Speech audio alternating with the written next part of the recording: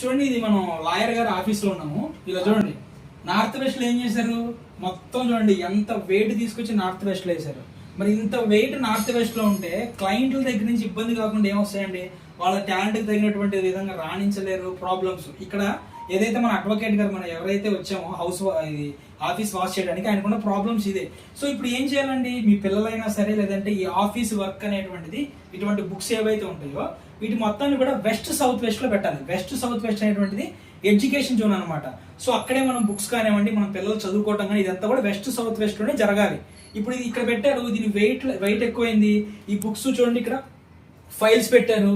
ఇవన్నీ కూడా డ్రాఫ్టింగ్ అయిన కేసులు కూడా అంటే బెంచ్ మీదకి వెళ్ళట్లేదు, ఆయన చాలా ప్రాబ్లం ఫేస్ చేస్తున్నారు. సో దీన్ని ఏం చేస్తున్నాం మనం, దీన్ని ఇక్కడి నుంచి తీసుకెళ్లి వెస్ట్ సౌత్ వెస్ట్ జోన్కి మార్పిస్తున్నాం అనమాట. సో దాని ద్వారా ఏం జరుగుతుందండి, ఏవైతే డ్రాఫ్టింగ్ అయినా పెండింగ్ కేసులు ఉన్నాయో అవన్నీ త్వరగా కూడా మూవ్ అవడానికి ఛాన్సెస్ ఉంటాయి అనమాట.